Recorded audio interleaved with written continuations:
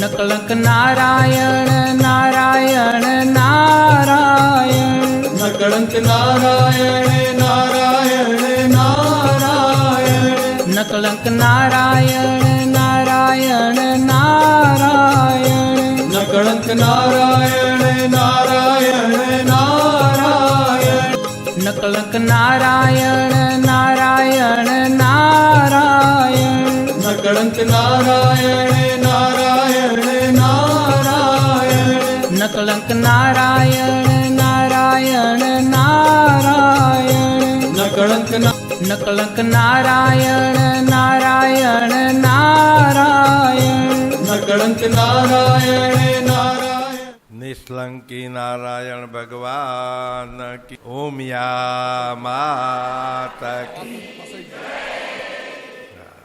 અરે અરે આપણને આ સંતોએ તુલસી બાપાએ મનુ બાપા અને હીરા બાપાએ નામ સમરણનો મહિમા ખૂબ ઊંડાણપૂર્વક આપણને સમજાયો.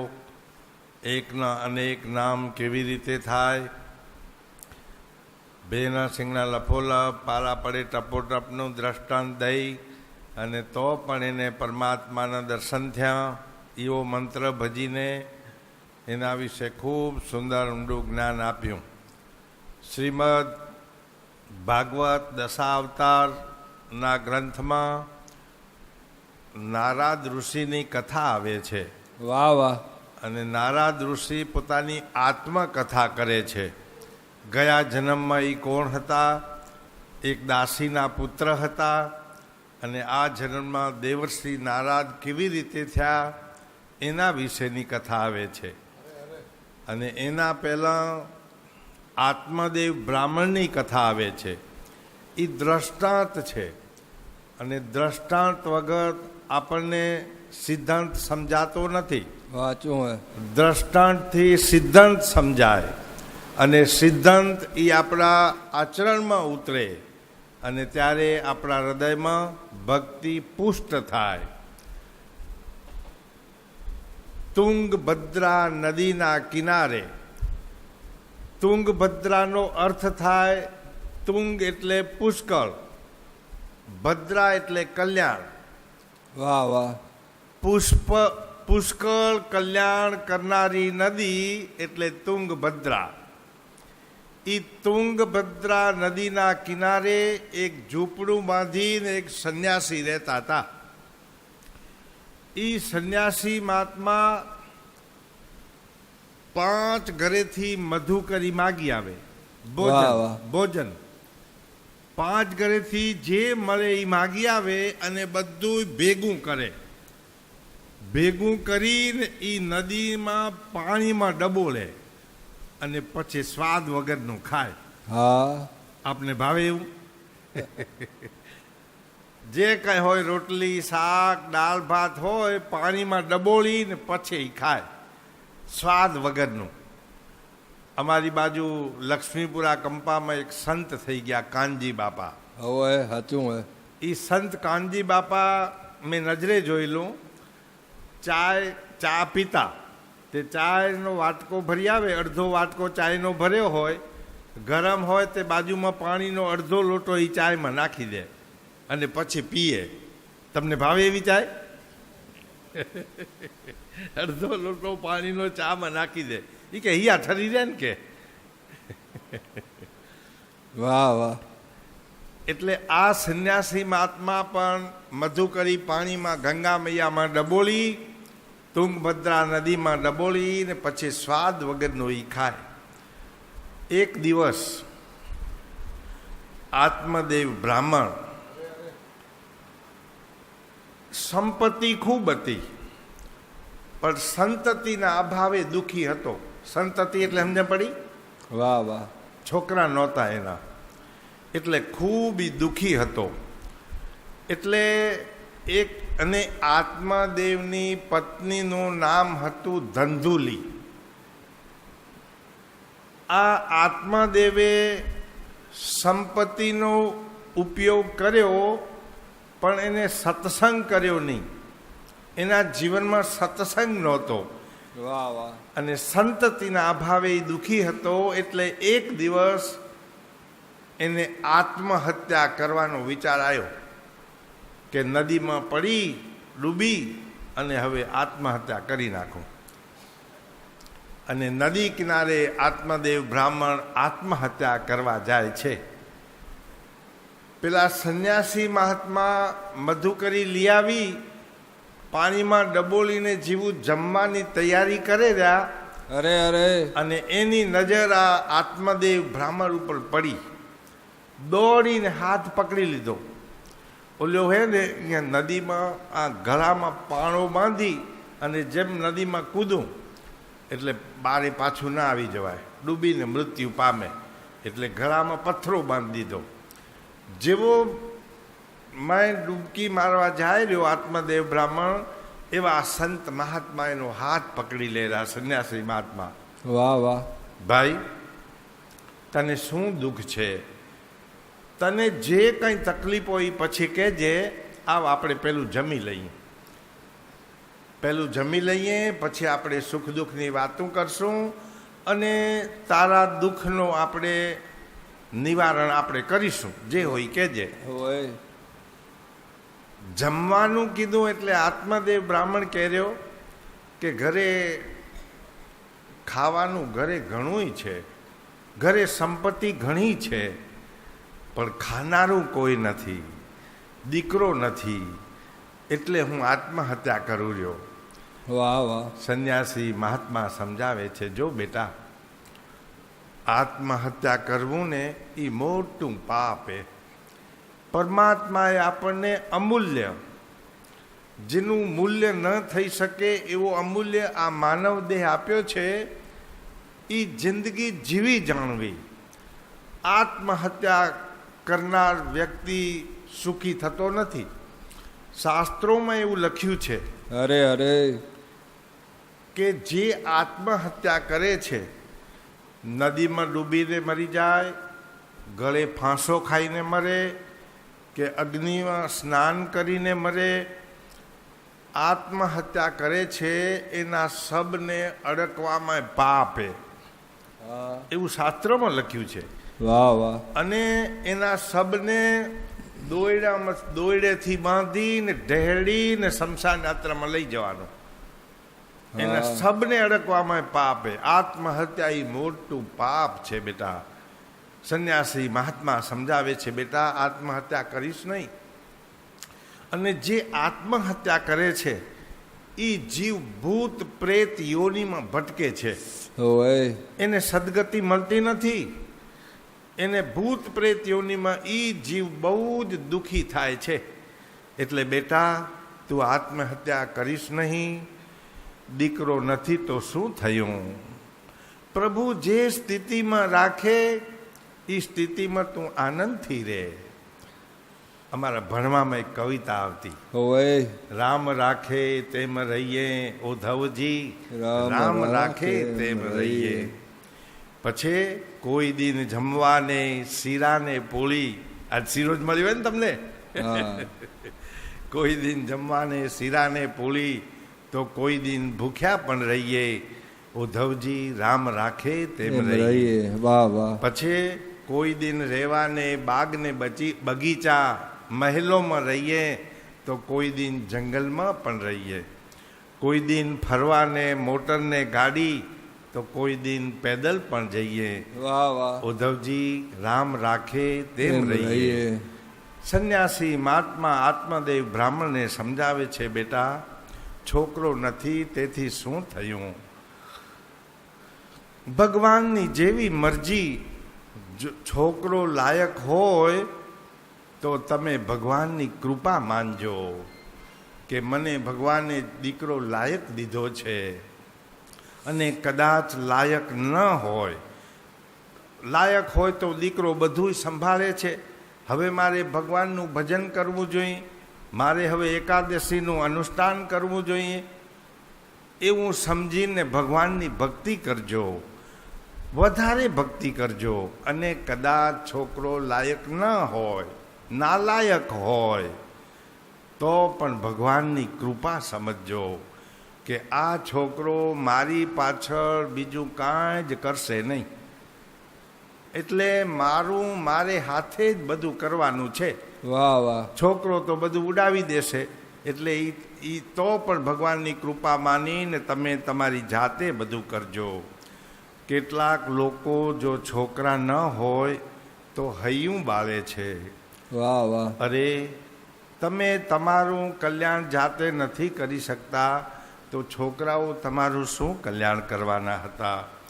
ઘણાય ભાગે મા બાપનું જીવન છોકરાઓને ભણાવવામાં, પરણાવવામાં, પોતરા મોટા કરવામાં એનું જીવન પૂરું થઈ જાય છે. માનવ પોતાનું કંઈ જ કરી શકતો નથી અને પાછળથી એના છોકરાઓ પણ પાછળ એમનું કાંઈ જ કરતા નથી. વાહ વાહ. એટલે સંત મહાત્મા પેલા આત્મદેવ બ્રાહ્મણને સમજાવે છે, બેટા છોકરો નથી તેથી શું થયું? તું તારે હાથે સત્કર્મ કર, ભજન કર, કીર્તન કર.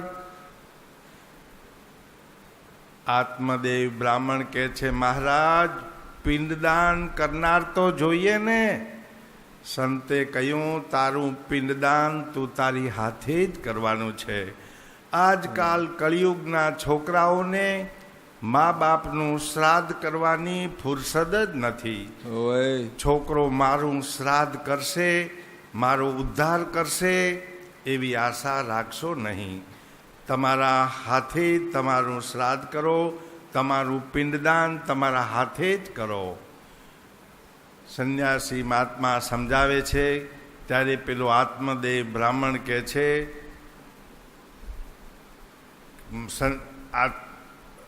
સંન્યાસી મહાત્મા કહે છે કે તારા ભાગ્યમાં પુત્રનું સુખ લખ્યું નથી. એનું કપાળ જોઈને મહાત્માએ કહી દીધું કે તારા ભાગ્યમાં દીકરો લખ્યો નથી. વાહ વાહ. અને જો દીકરો થશે તો તું દુઃખી થઈશ, માટે તું દીકરાની આશા છોડી દે બેટા. આત્મદેવ બ્રાહ્મણ કહે છે, ભલે હું દુઃખી થાઉં પણ મારે છોકરો તો જોઈએ. મારા ભાગ્યમાં ન હોય તો તમારા ભાગ્યમાંથી મને દો, અને ના દો તો પછી મને આત્મહત્યા કરવા દો. મારે છોકરો જોઈએ. વાહ વાહ. આ સંન્યાસી મહાત્માને દયા આવી. આત્મદેવ બ્રાહ્મણને એક ફળ આપ્યું, લે બેટા આ ફળ લઈ જા, તારી પત્નીને ખવડાવજે અને પવિત્ર જીવન ગાળજો, અને તમે બંને દંપતી સતત સત્કર્મ કરજો. અને સત્કર્મ કરશો તો તેની અસર બાળક ઉપર થશે. આપણા શાસ્ત્રોમાં સગર્ભા સ્ત્રીના ખૂબ નિયમો સમજાયા છે. વાહ વાહ. કે સગર્ભા સ્ત્રીઓએ કેવી રીતે જીવન જીવવું. પતિ અને પત્ની પવિત્ર જીવન જીવે, રોજ સત્સંગ કરે, સતશાસ્ત્રનું વાંચન કરે, હરિ સ્મરણ કરે. વાહ વાહ. તો એની કુખે પુત્ર કોઈ જ્ઞાની થાય, સંત પાકે, લાયક દીકરો થાય, સાણો થાય, સમજુ થાય. આત્મદેવ બ્રાહ્મણ પેલા સંતનું આપેલું ફળ લઈ અને ઘરે ગયો છે. વાહ વાહ. ઘરે જઈને એમની પત્ની ધંધુલીને હાથમાં આપ્યું. હા. પત્ની કહે છે આ ફળ હું પછી ખાઈશ. કે તમને પણ આ સત્સંગમાં વિવેક રૂપી ફળ મળે છે, સત્સંગમાં જ્ઞાન રૂપી તમને ફળ મળે છે. એ ઘરે જઈને તમે તમારી બુદ્ધિને ખવડાવજો. આ સત્સંગમાં તમે ઘરે જઈને વાગોળજો. વાહ વાહ. મારા લાયક શું વાત આવી સત્સંગમાં, એ તમે ઘરે જઈને વાગોળજો. ધંધુલી વિચાર કરે છે કે આ ફળ જો હું ખાઈશ તો પેટમાં ગર્ભ રહેશે, પછી પ્રસૂતિની પીડા મારે ભોગવવી પડશે, એટલે મારે હેતે આ ફળ ખાવું નથી. એટલે બહુ જ દુઃખ થાય છે. બાળકને મોટા કરતાં મા બાપને બહુ જ ત્રાસ થાય છે. એના કરતાં હું વાંઝણી છું એ સારું છે. વાહ વાહ. ધંધુલીની નાની બેન એ આવી હતી ઘરે. એ એમ કહે છે કે આ ફળ તું ગાયને ખવડાવી દે, હા તું ખાતી નહીં, તું ખાઈશ તો પેટમાં ગર્ભ રહેશે ને પછી પ્રસૂતિની પીડા ભોગવવી પડશે, 9 મહિના તને ભાર ખણવો પડશે, બહુ દુઃખી થઈશ, તું ગાયને ખવડાવી દે, જે થવાનું હશે એ ગાયને થશે. આ ધંધુલીએ સંત મહાત્માનું આપેલું ફળ ગાયને ખવડાવી દીધું. અને પેલી એની બોન કહે છે તું આજથી નાટક કર કે મને પેટમાં ગર્ભ રહ્યો હોય અને આમ પેટમાં થોડાક આમ પાટા બાંધી જાય, પેટ મોટું દેખાય એવા. હા હા હા એટલે આત્મદેવ તો ભોળિયો હોય, હા. એને કાંઈ ખબર નહીં પડે કે પેટમાં ગર્ભ રહ્યો હોય. અને થોડા સમય થયો, 7-8 મહિના થયા, અરે અરે એટલે આ ધંધુલી એની બોનને ઘરે જે બાળક જન્મ્યું હતું એ બાળક 6-8 મહિનાનું હતું. એ લઈને રાતે લઈ આવી એને ઘરે ને સવારમાં એને જાહેર કર્યું આત્મદેવ બ્રાહ્મણને કે મને બાળક જન્મ્યું છે, કે મને છોકરો જન્મ્યો છે એમ. આત્મદેવ બ્રાહ્મણ નાહી ધોઈને દીકરાના દર્શન કરવા જાય રહ્યો એટલે જોયું તો આ તો 8-10 મહિનાનું છોકરું એ, રાતનું જન્મેલું આ નથી. તે એ કે ઓલી ધંધુલી કહે છે તમે શંકા ન કરો, આ તો સંતની પ્રસાદી હતી એટલે બાળક આટલું મોટું જ જન્મ્યું છે, તમે શંકા ન કરો. કે હવે સંતની પ્રસાદી ક્યાં હતી? ગાય માતાના પેટમાં હતી. ગાયને બાળક જેવો જન્મ થયો, ગાયે વાછરડું જન્મ્યું ને બાળક જેવું જન્મ્યું, દેહ માનવ જેવો અને કર્ણ ગાય જેવા. કર્ણ એટલે કાન, એ ગાય જેવા હતા. એથી એનું નામ ગોકર્ણ નાખ્યું. ગોકર્ણ મહાન જ્ઞાની થયા, સંતની પ્રસાદી હતી. અને ધંધુકારી દુરાચારી થયો. ઓલી ધંધુલી દઈ ગઈ હતી ને એની બોનનો દીકરો, એ ધંધુકારી, એ દુરાચારી પાક્યો. દુરાચારી એટલે જે હાથ પ્રભુના પૂજામાં ઘસાય નહીં, વાહ વાહ, જે હાથથી પરોપકાર થાય નહીં, જે હાથથી સત્કર્મ થાય નહીં, જે હાથ સ્નાન ન કરે એ દુરાચારી છે. શાસ્ત્રોની અંદર સ્નાનના 3 પ્રકાર વર્ણવ્યા છે, યાદ રાખજો. ઋષિ સ્નાન, માનવ સ્નાન અને દાનવ સ્નાન. વાહ વાહ. ઋષિ સ્નાન કરજો. સૂર્યનારાયણ ભગવાન ઉગે અને જેના હાથમાં છાપું હોય, મોઢામાં દાંતણ હોય, એ દાનવ સ્નાન છે. સવાર પહેલાં એક કવિતા આવતી ને, પરોઢિયેની તીઠું લેવું ઈશ્વર નામ, દાંતણ કરી નાયા પછી કરવા પાઠ તમામ, કયું કરો મા બાપનું દો મોટાને માન, ગુરુની શિક્ષા માનવી તો મળશે સારું જ્ઞાન. પછી નીત જવું નિશાળમાં, ભણવું ચોડી ચિત્ત, રાખો નહીં મન રમતમાં, સમજો સારી પેર, નિશાળમાંથી નિસરી જવું પાસરું ઘેર. આવી ધર્મમય કવિતાઓ આવતી, બાળકો ભણતા અને એના જીવનમાં એવા ધર્મના સંસ્કારો ઉતરતા. અરે અરે હવે આ ધંધુકારી બહુ જ દુરાચારી પાક્યો. ધંધુકારીએ સગળી સંપત્તિ વેડફી નાખી. નાલાયક દીકરો મા બાપને બહુ રડાવે છે. પછી તો ધંધુકારી મા બાપને પણ મારવા લાગ્યો અને આત્મદેવ બ્રાહ્મણ બહુ જ દુઃખી થયો. હા, ગોકર્ણ સમજાવે છે, ગાયના પેટમાંથી અવતર્યો તો હા, પિતાજી બહુત ગઈ થોડી રહી, હવે ઘર છોડી નદી કિનારે ભગવાનની ભક્તિ કરો. કાળ ધક્કો મારે એના પહેલાં સમજી અને તમે ભગવાનનું ભજન કરો. આ આત્મદેવ બ્રાહ્મણ નદી કિનારે જઈ પરમાત્માની ભક્તિ કરતા કરતા એક દિવસ એનો દેહ વિલય થઈ ગયો અરે અને પરમાત્માના ભક્તિમાં લીન થઈ ગયા. આ બાજુ ધંધુકારી ચોરી કરવા લાગ્યો, પાપથી પૈસા લાવે, વેશ્યાઓને રાજી કરે અને એક દી રાજમહેલમાંથી ચોરી કરી રાણીના દાગીના લઈ આવી અરે અને આ વેશ્યાઓને આપ્યા. વેશ્યાઓએ જોયું, વિચાર કર્યો કે આ તો રાજનું ધન છે, જો આપણે પકડાઈ જશું તો આપને સજા થશે, એટલે ધંધુકારીને મારવા તૈયાર થઈ. આ ધંધુકારીને મારી નાખ્યો. ધંધુકારીનું મરણ બગડ્યું, હા ધંધુકારીની દુર્ગતિ થઈ અને ધંધુકારી પ્રેત યોનિમાં જન્મ્યો. આ બાજુ ગોકર્ણજી યાત્રા કરવા ગયા છે, હવે ગયાજીમાં આવ્યા છે. ગયાજીમાં પરમાત્માના ચરણમાં પિતૃઓનું નામ દઈને પિંડદાન કરે છે અને પિતૃઓને જે એની સદગતિ મળે છે. આ ગોકર્ણે એવું સાંભળ્યું કે મારો ભાઈ ધંધુકારીનું મૃત્યુ થયું છે, એટલે એને ત્યાં ગયાજીમાં જઈને એનું પિંડદાન કર્યું, શ્રાદ્ધ કર્યું ઉમાકને, હા વાહ વાહ કે મારા ભાઈની સદગતિ થાય.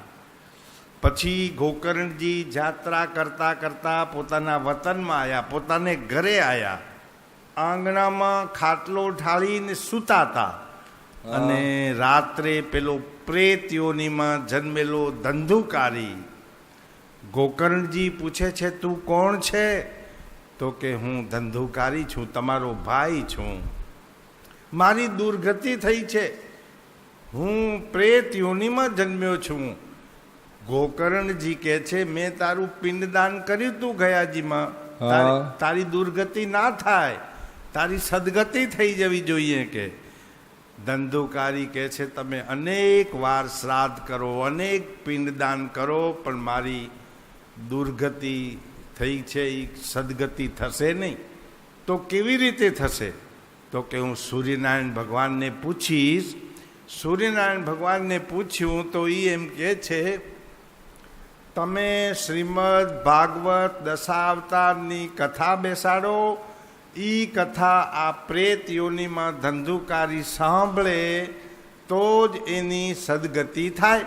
વાહ વાહ શ્રીમદ ભાગવત દશાવતારની કથા એ મુક્તિ શાસ્ત્ર છે અને આ કથાથી માનવ જીવનને મુક્તિ મળે છે. અષાઢ માસમાં ગોકર્ણજીએ ભાગવત દશાવતારની કથા બેસાડી છે કે મારે મારા ભાઈનો ઉદ્ધાર કરવો છે. અનેક લોકો આ કથા સાંભળે છે. ધંધુકારી વાંસ 7 કાતલીનો વાંસ હતો ને, એમાં આ ધંધુકારી હતો. તે એક દિવસ કથા સાંભળી એટલે એક કાતલી તૂટી, બીજે દિવસ કથા સાંભળી એટલે બીજી કાતલી તૂટી, એમ 7 દિવસ કથા સાંભળી અને 7મે દિવસે વાંસનો ગાંઠ તૂટી અને એમાં આ પ્રત્યેક દિવસે ધંધુકારીએ પ્રેત યોનિમાં કથા સાંભળી અને એની મુક્તિ મળી. વાહ વાહ 7મે દિવસે એને પરીક્ષિત રાજાના મોક્ષની કથા સાંભળી. 7 ગાંઠોનો વાંસમાંથી તેજસ્વી દિવ્ય પુરુષ બહાર આવ્યો અને શ્રીમદ ભાગવત દશાવતારની કથાને વારંવાર વંદન કર્યા છે. ધન્ય છે દશાવતારની કથાને, ધન્ય છે સુખદેવજી મહારાજને, ધન્ય છે પરીક્ષિત રાજાને, ધન્ય છે ગોકર્ણજીને કે મારા જેવા અતિ પાપીનો પણ આ છુટકારો થયો છે. તો એ ગોકર્ણજી પૂછે છે ઓલ્યાને, તું કોણ છે? તો કે મને ના ઓળખ્યો, હું તમારો ભાઈ ધંધુકારી. ધંધુકારીને આ સદગતિ મળી છે, વિમાનમાં બેસી પ્રભુના ધામમાં જાય છે. વાહ વાહ ગોકર્ણજી પૂછે છે, કથા તો ઘણાએ સાંભળી, હવે છતાં એકલો જ ધંધુકારી વિમાનમાં બેસીને કેમ જાય છે? તો ભગવાન વિષ્ણુના પાર્ષદો જવાબ આપે છે કે ધંધુકારીએ એક ચિત્તે એક ધ્યાનથી જે કથા સાંભળી છે એવી કથા બીજાએ કોઈએ સાંભળી નથી. એને ઉપવાસ કરીને કથા સાંભળી છે. ઉપવાસ એટલે ઉપ એટલે નજીક, વાસ એટલે ભગવાન. ભગવાનની નજીક વાસ કરવો એટલે ઉપવાસ. આ અલૌકિક કથાનું શ્રોતાઓએ શ્રવણ કર્યું છે તે ફરીથી માના પેટમાં ગયા નથી. ભાગવત દશાવતારની કથા એ ભવરોગની દવા છે. આ કથા સાંભળ્યા પછી જ્ઞાન અને વૈરાગ સાથે જો ભક્તિ જાગૃત થાય, શ્રીમદ ભાગવત દશાવતાર એવો ગ્રંથ છે કે મર્યા પછી મુક્તિ અપાવે અને જીવતે જીવત પણ મુક્તિનો અનુભવ કરાવે છે. અને એમાં સંતના લક્ષણ બતાવ્યા છે. વાહ વાહ. વક્તા, કોઈ સંત વક્તા કથા કરતો હોય તો એ સંતના શાસ્ત્રોમાં લક્ષણ બતાવ્યા છે. અનેક જગ્યાએ પ્રીતમદાસે પણ સંતના 30 લક્ષણ કીધા છે. પછી સદગુરુ મહારાજે પણ, હસ્તેવજી મહારાજે પણ સંતના શાસ્ત્રોમાં લક્ષણ બતાવ્યા છે. અનેક સંતોએ, કબીર સાહેબે, પછી નરસિંહ મહેતાએ, વૈષ્ણવ વજન તો તેને કહીએ જે પીડ પરાઈ જાણે, પર દુખે ઉપકાર કરે તોય મન અભિમાન. આ બધા સંતના લક્ષણ છે. પ્રીતમદાસે શું કીધું છે? સંત લક્ષણ 30 સોહામણા. સંત શેનેથી શોભે? લક્ષણથી શોભે. સંત લક્ષણ 30 સોહામણા. પહેલું લક્ષણ છે ચિત્તને વૃત્તિ થઈ જેની શાંત એવા જન હરિતણા. ચિત્ત શાંત થઈ જાય, પરમાત્મામાં પ્રીતિ જાગી જાય. ચિત્ત ને વૃત્તિઓ, આજ આપણી વૃત્તિઓ છે ને એ બહાર ભટકેરી વૃત્તિઓ. એક ભાઈ, એક શેઠ હતા, એક વેપારી હતા. એની દુકાન હતી. દુકાન હતી તે એક ભાઈ હે તે 100 રૂપિયાનું ઉધાર લઈ આવ્યો. હવે આ 100 રૂપિયા પૈસા વેપારીને ભરે જ નહીં. ઘણી વખત ઉઘરાણી કરી પણ 100 રૂપિયા દે નહીં. 6 મહિના થયા, 12 મહિના થયા, 2 વર્ષ થયા. અરે અરે. એક દિવસ આ વેપારીએ નક્કી કર્યું કે આજ હું એને ઘરે જઈને જેટલા દે એટલા, આ ચોપડામાંથી નામું કાઢી નાખીએ. જે 100 દેતો 100, 80 દેતો 80, 50 દેતો 50, જે દે ઈ. પણ મારે આજે ચોપડામાંથી નામ કાઢી નાખીને ઉઘરાણી કરી આવું. એટલે વેપારી આ ભાઈને ત્યાં આવ્યો. ભાઈને કહે છે, જો હવે તું જેમ કહીશ એમ, 100 રૂપિયા બાકી છે, મારે આજ નામું ચૂકતે કરવું છે. તું જેમ કે એમને જેટલા પૈસા દે એટલા. તો ઓલો ભાઈ વેપારીને શું કહેજો? 100 ના કરી દે 60. 60 એટલે 60. હું કે સારું, 60 તો 60 દે ને, પાર આવે. 100 ના કરી દે 60. તો કે ઊભો રે, હજી મારી વાત પૂરી નથી. 100 ના કરી દે 60, એમાં કરી દે અડધા કાટ એટલે 30. તમને અમને પડી ગઈ? ઓલો કે સારું 30 તો 30, પણ તું દે ને હવે પાર આવે. 100 ના કરી દે 60, એમાં અડધા કરી દે કાટ, એમાં 10 છુડાવીશ, 10 દઈશ અને 10 ના જોડી 7. સમજ ના પડી? ઓલા શું આવ્યું હાથમાં? 10 છુડાવીશ. એટલે આપણે પહેલાં અમે હે ને ભેંસું વેચતા ને, તે ભેંસના 50,000માં દીધી હોય ને તો પછી દાણના પૈસા માગે વળતા. 100, 200, 500 રૂપિયા દેવા પડે. હે કચ્છમાં દેડાગત હોવે એવી રીતે હોવે. એટલે કે એટલે એ 10 છુડાવીશ, 10 દઈશ. હજી આજ નહીં દઉં. 10 દઈશ ને 10 ના જોડી 7. હમણાં આવ્યો એવું હાલ્યો જા પાછો કે. એટલે આપણી જે આ વૃત્તિઓ છે ને, એ વૃત્તિઓ આપણને જીવનમાં બહુ જ નુકસાન કરે છે. ચિત્ત ને વૃત્તિ થઈ જેની શાંત એવા જન હરિતણા. એ ભગવાનના. પછી બ્રહ્માનંદ બ્રહ્મરસ ભોગિયા, જીવને ઈશ્વર વચ્ચે ભાંગી ભ્રાંત એવા જન હરિતણા. જીવ ને ઈશ્વર, જીવ ને શિવનું મિલન થઈ જાય, એના વચ્ચે જે પડદો છે, પ્રીતમદાસે કહ્યું છે, પ્રીતમ પડદા બ્રહ્મ કા ગુરુ ગમ સે કિયા દૂર, એક નિરંતર આત્મા ને સબ ઘટ મેં ભરપૂર. બસ એવી અવધૂત દશા થઈ જાય. જીવ ને ઈશ્વર વચ્ચે ભાંગી ભ્રાંત, એવા જન હરિતણા.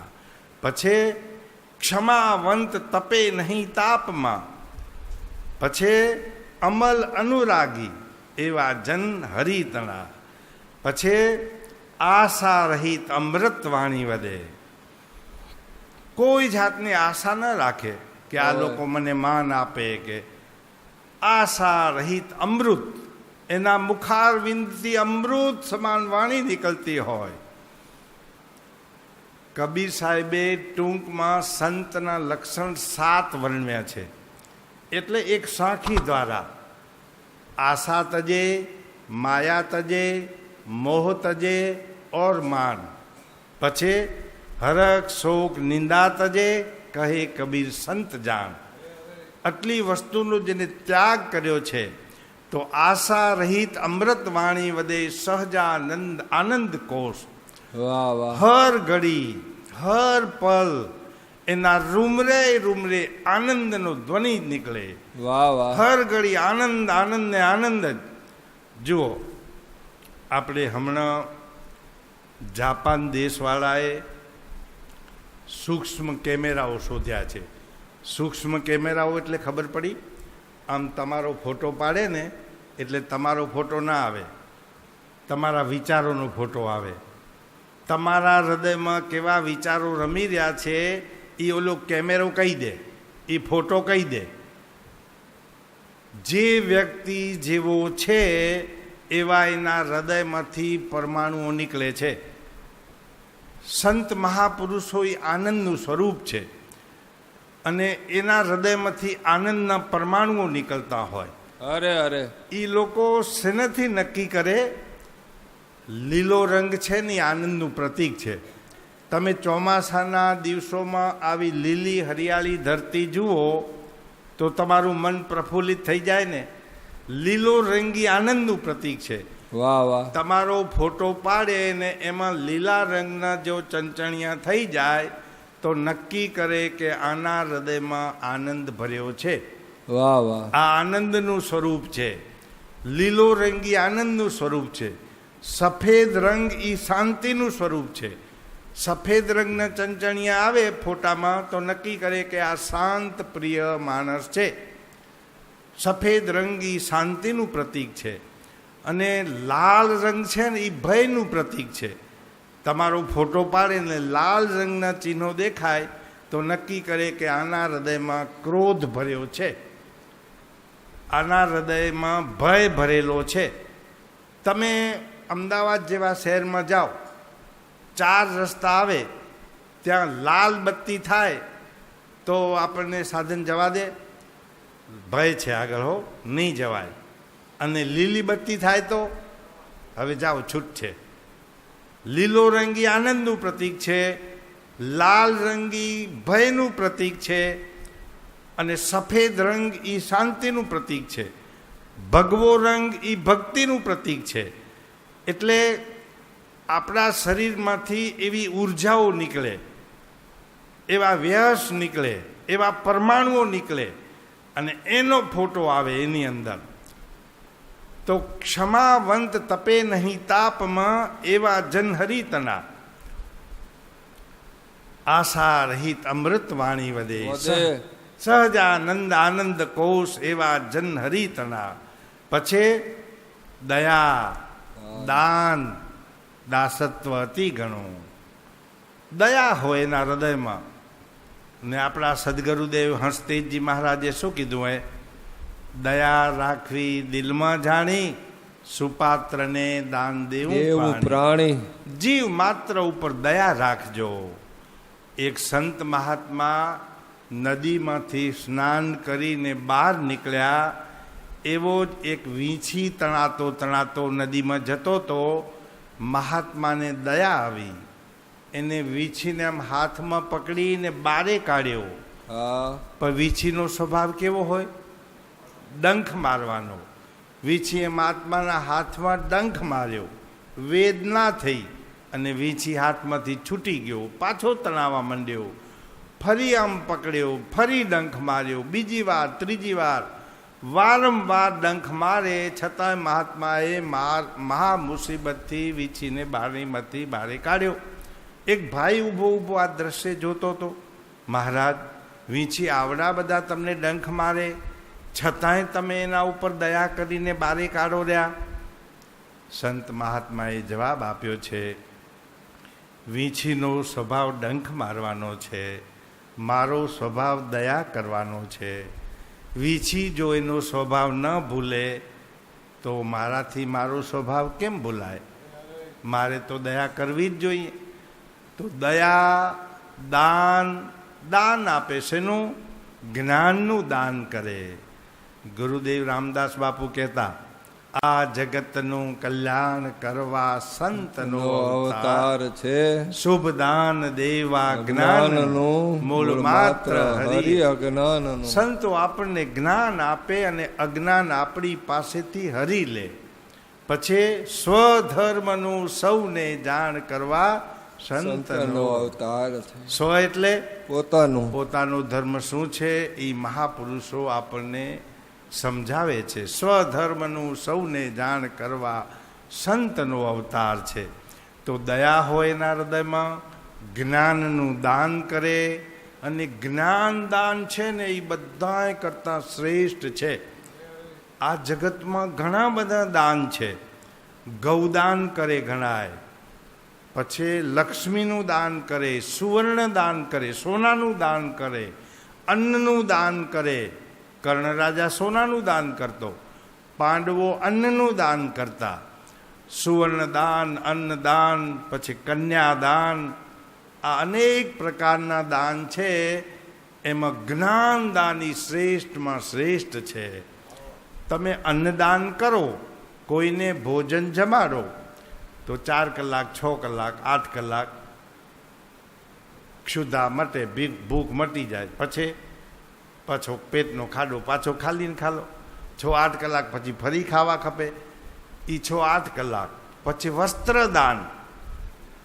એ વસ્ત્રદાન 6 મહિના, 8 મહિના, 12 મહિના કપડાં ચાલે, પછી પાછા ફાટી જાય. વાહ વાહ. અન્નદાન, વસ્ત્રદાન અને જ્ઞાનદાન. જ્ઞાનનું દાન એવું છે, મનુષ્યને જન્મ મરણનો ફેરો મટાડી દે. એટલે જ્ઞાનદાન સર્વથી શ્રેષ્ઠ દાન છે. અને સંત મહાપુરુષો જ્ઞાનનું દાન કરે અને એનું પુણ્ય ઈશ્વરના દરબારમાં જમા થાય. તો દયા, દાન અને દાસત્વ, દાસ ભક્તિ હોય સંતોના હૃદયમાં. આ હીરાભાઈ તે બધા અહીંયા આસન તૈયાર કરાવે આગલે દી બધા એને, આ દાસ ભાવ કહેવાય. હું સંત છું, હું આ નહીં કરું, કોઈ કરશે બીજા. પોતે જાતે આ બધી તૈયારી કરાવે. દયા, દાન, દાસત્વ અતિ ઘણું. અને સંત મહાપુરુષોના નામ પણ, નામની પાછળ દાસ શબ્દ લાગે. નાનક દાસ, કરશન દાસ, શિવગણ દાસ, જયરામ દાસ, શામળ દાસ, પરસોત્તમ દાસ, જ્ઞાનેશ્વર દાસ, હરિદાસ. સંતોના નામની પાછળ દાસ શબ્દ લાગે. દયા, દાન અને દાસત્વ અતિ ઘણું. પછી જ્ઞાન, ભક્તિ, વિવેક ને વૈરાગ. એવા જન હરિતરા. જ્ઞાનના ભંડાર હોય, જ્ઞાન ભક્તિ હોય એના હૃદયમાં, વિવેક ને વૈરાગ. પછી અક્રોધી ને ઇન્દ્રજીત, ઇન્દ્રિયોને જીતેલા હોય, અક્રોધી. જુઓ સજ્જનો, ગુસ્સો શાસ્ત્રમાં લખ્યું છે, ગુસ્સો બહુ ખરાબ ચીજ. ગુસ્સો કરવાનો નહીં. સમજી ગયા? ગુસ્સો આવે જયંતિભાઈ? આવી જાય? કાંઈ વધુ તમને આવે, કંઈક અમને આવી જાય. શાસ્ત્રોમાં એવું લખ્યું છે, એક વખત ગુસ્સો આવે તો 20 દિવસ સુધી કરેલી ભક્તિ બધી બળી જાય, અનેક સદગુણો બળી જાય. એટલે હંમેશા આનંદમાં રહેવાનું. સદૈવ પ્રસન્ન રહેના ઈશ્વર કી સર્વોપરી ભક્તિ હૈ. મોટામાં મોટી ભક્તિ એ કહેવાય કે પ્રસન્ન ચિત્તે ને આનંદમાં રહેવું. આપણા જીવનમાં બધા દિવસો સરખા ન હોય. કંઈક સુખ આવે, કંઈક દુઃખ આવે. નરસિંહ મહેતાએ શું કીધું હે? સુખ દુઃખ મનમાં આણીએ, ઘટ સાથે રે ઘડિયા, ટાળ્યા તે કોઈના ન ટળે રઘુનાથ રઘુનાથના ઘડિયા. સુખ દુઃખ, ચડતી પડતી, માન અપમાન. કંઈક લોકો આપણું માન આપે, કંઈક અપમાન કરે. જયરામદાસ મહારાજ કહેતા, માન સહે અપમાન સહે ऐसा શીતલ સંત, ઈ ભવસાગર સહેજે તરે ને તોડે જમકા દંત. માન મળે ન હરખિયા, અપમાને ન છિન. માન મળે તો રાજી ન થાય, અપમાન થાય તો ગુસ્સે ન થાય. માન અને અપમાનની પરિસ્થિતિમાં જે ક્ષમતા રાખે એ સંત છે. તો સુખ દુઃખ, ચડતી પડતી, માન અપમાન, નિંદા વખાણ. ક્યારેક લોકો નિંદા કરે, ક્યારેક વખાણ કરે. એ હરખ શોક એ બધું આવે ને જાય, પણ આપણે આપણા ચિત્તની ક્ષમતાને આનંદ કદી ગુમાવવો નહીં. આપણે આ દિવાલે, આ દિવાલના તમે વખાણ કરો તો દિવાલ રાજી થાય? તું બહુ હખરો હો, એકદમ અસલ શોભોરી ને દિવાલના વખાણ કરો એ રાજી થાય? ન થાય. ને આ દિવાલને તમે ગાળું દો, ગુસ્સે થાય? બસ એવી અવધૂત દશા થઈ જાય આપણી. દેહ છતાં જેની દશા વર્તે દેહાતીત, તે જ્ઞાનીના ચરણોમાં હો વંદન અગણિત. આપણે તો સજનો, હરખ અને શોક, કંઈક હરખનો પ્રસંગ હોય, કંઈક શોકનો પ્રસંગ હોય. ગંગા સતીએ શું કીધું હોય? હરખ ને શોકની જેને આવે નહીં હેડકી પાનબાઈ, આઠે પોર આનંદ. આપણને દિવાળીના તહેવાર ઉપર કેવો આનંદ હોય? આવા સંતોને મને રોજે રોજ દિવાળીએ, સદાય દિવાળી સંતની, આઠે પોર આનંદ. જો કો રહે નિજ રૂપ મેં, છોડે મોહ માયા ને ફંદ. જગતના મોહ માયા ને ફંદથી જે પર થઈ ગયા, એને રોજે રોજ દિવાળી જેવો આનંદ છે. હવે ગુસ્સો, ગુસ્સો બહુ ખરાબ ચીજ. એનો તમને દાખલો દઉં. આપણું કાચું મકાનનું છાપરું હોય, નળિયા વળિયા ને પતરા વાળું. ચોમાસાના દિવસોમાં બહુ વાવાઝોડું આવે, નળિયા વળિયા પતરા બધું ઉડી જાય, ઘરમાં પાણી પડી જાય તો થોડું ઘણું નુકસાન થાય. એક વાત આપણે ગઈ સાલ ખબર હે વાવાઝોડું આવ્યું હતું ને, બિફોર વાવાઝોડું કહેતા હતા, ખબર હોય? કંઈક બધા આપણે અહીંયા આ બધા પતરા ઉડી ગયા હતા નિષ્કલંકી ધામમાં. વાવાઝોડું આવે, બધું ઉડી જાય, ઘરમાં પાણી પડી જાય તો થોડું ઘણું નુકસાન થાય. એક વાત. બીજી વાત, રાત્રે ચોરી થાય તો ચોર લોકો શું શું ચોરી કરે? જયંતિભાઈ કહો. રોકડ રૂપિયા લઈ જાય, સોનું લઈ જાય, દાગીના લઈ જાય, ઘડિયાળ લઈ જાય, કિંમતી ચીજો લઈ જાય. કાં આખું ઘર ન લઈ જાય ને, ગાદલાન ગોદલાન ટેબલોને ખુરશીઓને એવું બધું ન ખણી જાય. વાહ વાહ. એનાથી ઉપડે એટલું લઈ જાય. બે વાત. હવે ત્રીજી વાત, ઘરને આગ લાગે તો શું થાય? બધુંય બળી જાય. હવે પહેલી વાત, ઘરમાં વરસાદ પડે. બીજી વાત, ઘરમાં ચોરી થાય. અને ત્રીજી વાત, ઘરને આગ લાગે. ત્રણમાંથી ખરાબ કયું કહો? વેલા આગ બધાયથી ખરાબ. એવું થાય તો કાંઈક ને કાંઈક બચી જાય, પણ આગ લાગે તો બધું બળી જાય. એમ ગુસ્સો અગ્નિના જેવો છે. વાહ વાહ. આપણા અનેક સદગુણો બળી જાય. એટલે હંમેશા આનંદ મળે આવે. સંતોને કંઈક ગુસ્સો આવે. ગુસ્સાના ત્રણ પ્રકાર હોય. જુઓ, એક પથ્થર પે લકીર, બે રેતી પે લકીર, અને ત્રણ પાણી પે લકીર. પાણી ઉપર લીટો દોરીએ કેટલી વાર રહે? ના રે. તરત ને તરત ભૂવાતો આવે. સંતોનો ગુસ્સો એવો હોય, પાણી પે લકીર. પછી ઘણા માણસોનો ગુસ્સો રેતી પે લકીર, રેતી ઉપર લીટો દોરીએ આમ તો એ થોડાક સમય પછી પવન આવે એટલે ભૂસાઈ જાય. પણ પથ્થર પે લકીર, પથ્થર એટલે પથ્થર ઉપર તમે કોતરો એ જિંદગીભર ભૂસાય નહીં. હોય. એમ ઘણા માણસોના તોબડા 24 કલાક ચડેલા જ પડ્યા હોય. હમણાં મોરારી બાપુએ મોબાઈલમાં એક દ્રષ્ટાંત દીધું કે ઘરમાં તપેલી હોય. તપેલી એટલે આમ તો હાવ ઠંડી હોય, પણ મહાણે નામ એનું નાખ્યું તપેલી, તપી જાય એમ. પણ હાવ હોય ઠંડી હોય, પણ તપેલી નામ એનું કે ચૂલા ઉપર ચડાવીએ તહીં તપે, પણ એમના એમ પડી હોય તો એ તપ પર છતાંય કહેવાય તપેલી, હોય ઠંડી. એમ ઘરની અંદર સાસુએ તપેલી, વહુએ તપેલી, નણંદે તપેલી, બધા તપેલી જ હોય, તપેલા જ પડ્યા હોય કે આખો દી તપેલા જ રે કે. પછી ઘરમાં કે તપેલીઓ હોય પણ ઘણી વખત તપેલાય હોય.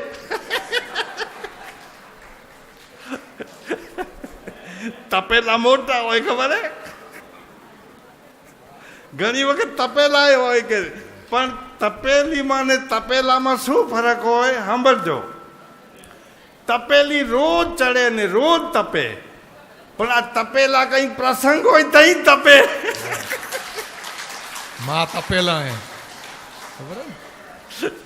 અરે તપેલા રોજ ના તપે, કારણ કે 50 માનું રસોડું બનાવવું હોય તઈ તપેલાની જરૂર પડે, તપેલીનું રોજ જરૂર પડે.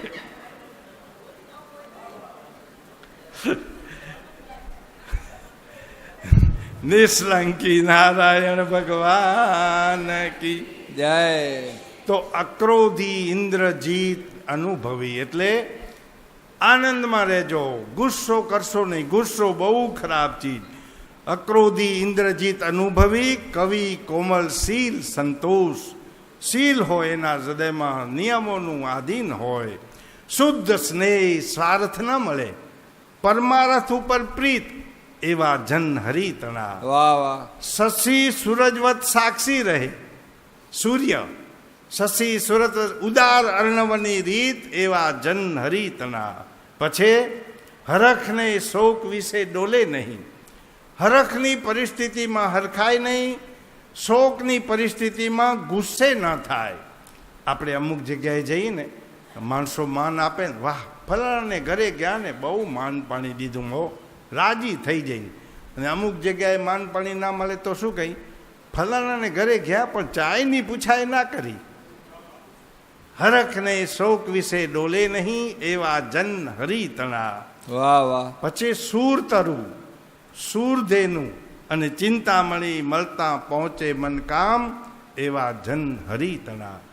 પરિપૂર્ણ લક્ષણ સંતના 32માં ઓછા 2 એવા જન હરિતણા. કહે પ્રીતમ, આ પ્રીતમદાસે ગાયું છે, કહે પ્રીતમ એવા સંતને સર્વે સોંપીને શરણે રહીએ એવા જન હરિતણા. સદગુરુ દેવ કી